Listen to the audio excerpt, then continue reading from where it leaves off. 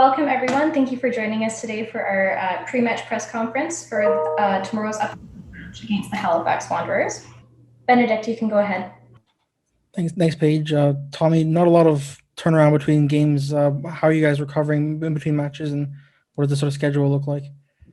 Do you know what? We did our preparations and our routines prior to this. We knew as soon as the schedule come out, right, it's going to be a short turnaround. So you then get into a bit of a rhythm where you spend the first day, or I guess the evening right after it, then the first day right beyond is all about review, refresh.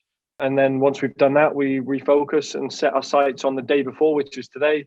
It's all about our next opponent. So you get one day to reflect and one day to plan. It's a routine we're getting used to now because we had to do it in 2019 when we went on the Canadian Championship run. After doing the Island Games. So we know no different, no complaints our end. This is the nature of the beast. We're looking forward to the game against Halifax. And your team had the second most passes in CPL history the other day with Klomp, Yao, and Norman Jr. doing like at or near 100 passes each. What did you make of that trio? Yeah, they were good. I mean, we're a team that plays what the opposition gives you. So if they want to sit low, we'll pass through. If they want to sit high, we'll play over. We don't get too caught up in styles of things or stats. The most important stat in football is the top corner of the wins, right? And that's what you get judged on. They were good. There were some really good things on them, and we want to carry on. You know, we're on a platform of victory right now, so we want to keep that going. You know, winning is infectious. It's contagious, and we like chasing victories. So the more we get, the better it takes and opportunities to be judged on the final two games of the season. Thanks, Tommy. Thank you, Benedict. Moses, you can go ahead. Thanks, Paige. Hey, Tommy.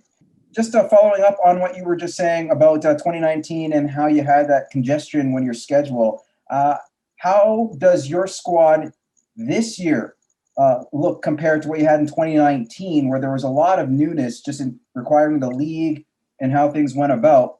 Do you feel that your depth now is going to show, even though it's still early, that your depth is going to show a lot more when it comes to these, midweek fixtures and having a weekend game shortly thereafter, that sort of thing? Yeah, definitely. We had a deep squad in 2019. And the good thing is the core of that had come with me from the 2018 Cavalry Foothills group. It's a similar story here where a core of the originals are still here, and then a freshness and newness coming in.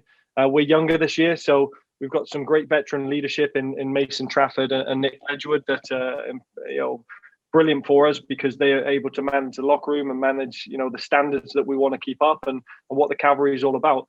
And then the young players coming in, they've got all this boundless amounts of energy. They're new to the league, so they want to impact it as quickly and as early as possible. And we've told everybody, we don't have just 11 starters. We have a team of starters. And when it's your time to wear the jersey, it's your time to go out there and do what we want. And right now, they're playing like a squad. And I think with the games coming thick and fast, it's going to take a squad that will win the championship.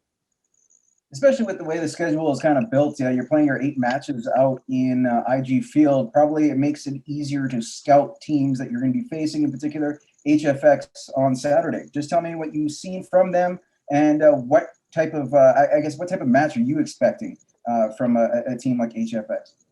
Actually, what would be great for us is if we would be allowed to the field. I think that would give all the managers a better chance to scout. Right now, we're able to scout on One Soccer, but if we're in our home markets, it'd be exactly the same. So there's no advantages gained here. Right now, what we see with Halifax is same as what we've always seen. They're competitive. We're not going to be fooled by their couple of scorelines. Pacific were good in the first game against them. Halifax came out slow, but against Valor, Valor got the victory, but Halifax didn't stop. And we don't take them lightly because, look at the game in the knockout rounds of the Island Games. They were good, got all the way to the final, and we've got to respect that. They finished, in second place at the Island Games, and that was one place above us. So they've got our respect, and it's time for us to go and earn it back. Thanks, Tommy. Best of luck. As always, great chatting with you. Yeah, thanks, Mo.